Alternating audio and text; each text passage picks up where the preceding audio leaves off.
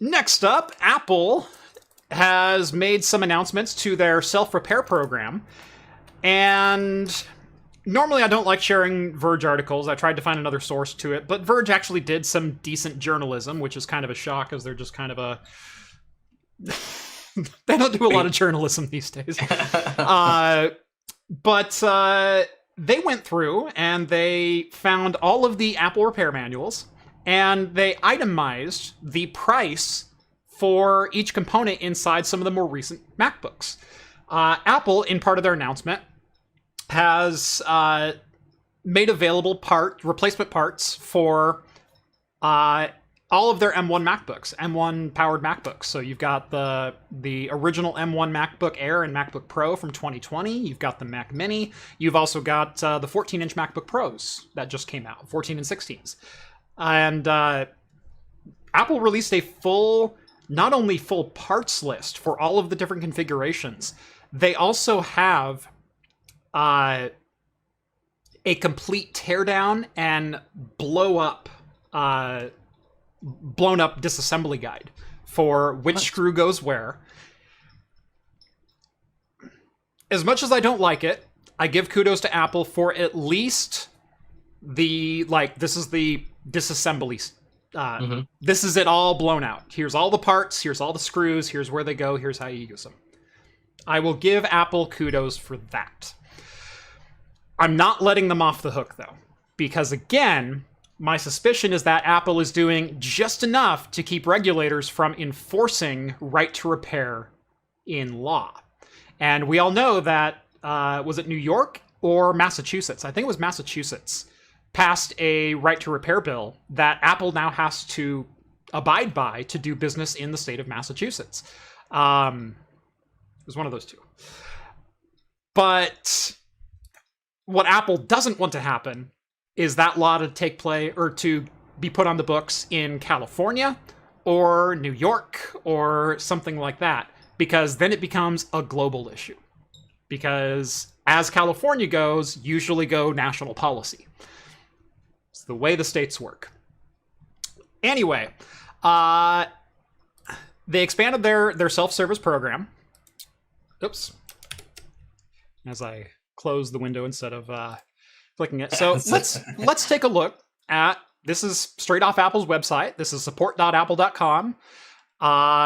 And here we can see repair manuals for a lot of current products. Mac Studio 2022, MacBook Air M2 2022. We've got iPhones on here. We've got the MacBook Air M1. This is my laptop. This is the 2020 M1 13-inch MacBook Pro. Let's take a look at that repair manual. Loads up in a PDF. No login necessary. So far, so good. Let's scroll down just a little bit here. So here is the full blown up disassembly part-by-part guide. This is every screw, every hinge, every component that is inside a MacBook Pro. There's only 24 parts.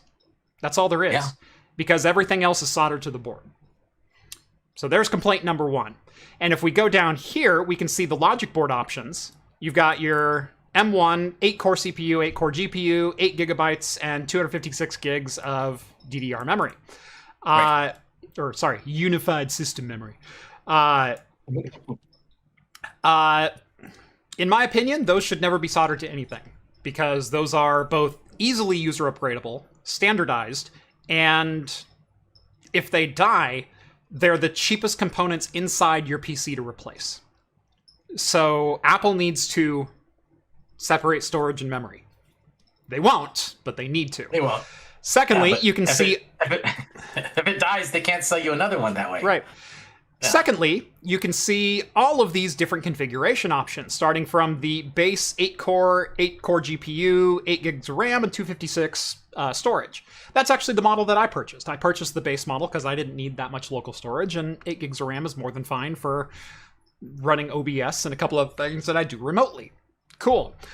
However, I could have upgraded all the way to the 16 gig and 2 terabyte internal storage model. Okay? Let's remember that. Let's go back a couple pages.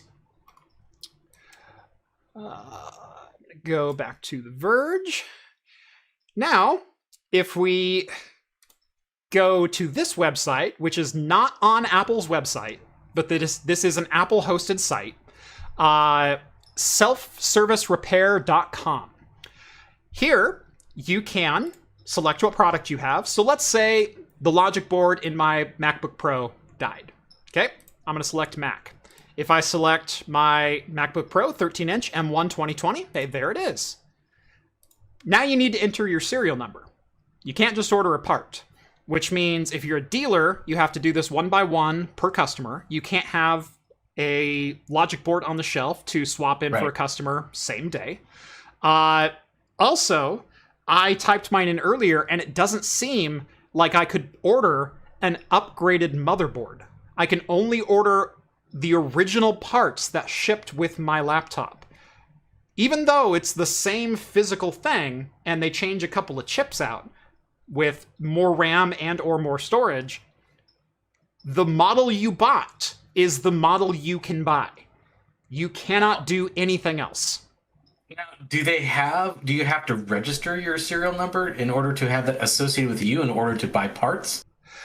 Because you can get leaked serial numbers out there for all different configurations out there, and you just punch them in and order away whatever you want. Let's zoom in a little bit. The serial number is required and will be shared with Apple. This number must be from the device that is being repaired, or you may encounter issues that prevent the completion of the repair.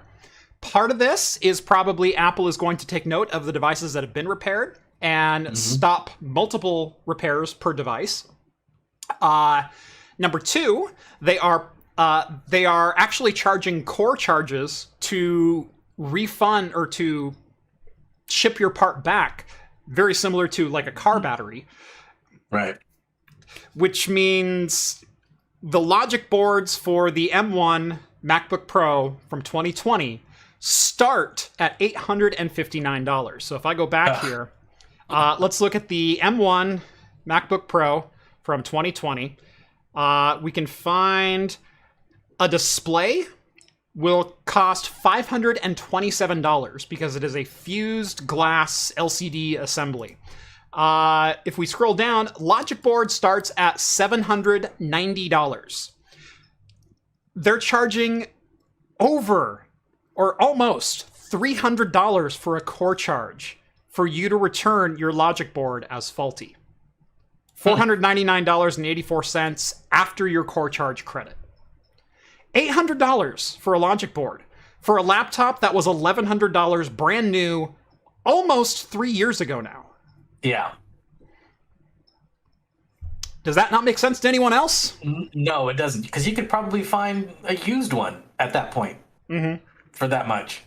Right. So I mean, I guess they're opening it up, and that's kind of good, but they're kind of still doing some shady stuff. It's not exactly super easy to use, and they're putting restrictions on it, and now the other piece, an arm and a leg.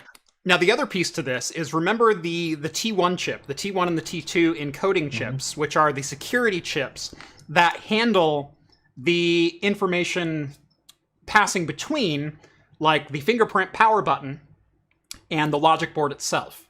So all of the encryption is done on the touch controller, on the Touch ID board. That is then transmitted to the T1 chip, and there's a handshake that has to take place both between the T1 and the fingerprint sensor. If they don't match up, that button doesn't work. Not going to work, yeah. What do you think that Apple would do if you bought a motherboard from a third party? You have to register the serial number with them so they can encode the T2 chip themselves, so your Touch ID button will work. You cannot go to a non-authorized repair. You can either do it yourself, or you can send it to Apple. And it's the same price either way. That's not an option. That's a crap option. The whole point to right to repair is that the repair industry is open. It's an open book, and you can compete within the market. Apple, once I buy a product from you, you don't own it anymore. I get to decide what I do with it. Yeah. And as a manufacturer of consumer electronics, or most goods and services for that matter, you should be required to provide replacement parts for X number of years. I don't know what that is. That's probably beyond my pay grade, but I would say probably 3 to 4 years would be pretty reasonable. At least, yeah. For laptops so. And things like that. Yeah. You know. So, don't drop the right to repair issue. Don't think it's going away because, oh look, Apple's selling parts now, and they itemize them all, and it's still exorbitant. It's still first party only. They are cutting out third party repair. You have to do it yourself, and the prices are beyond ridiculous. Yeah. $600 almost for an LCD screen. Are you surprised really with Apple? Come on. I mean, am I surprised? They always charge. No. But I mean, it's still ridiculous. I mean, yes, I agree. So, but not surprising. Not surprising though. So yeah, if I do one thing on this channel, it is promote right to repair. Because what happened if NVIDIA locked down these enterprise cards? What happens if AMD and their EPYC motherboard tie-ins with Dell and HP and their fusible buses and things? That's BS too. So I'm an anti-e-waste. You can call me a dumpster diver. That's totally fine. Hackers have been called worse. But I mean, a third of my server content, if not 2/3 of my server content, is used equipment. What if all this equipment was locked out to third parties, was closed source? That's what Apple does.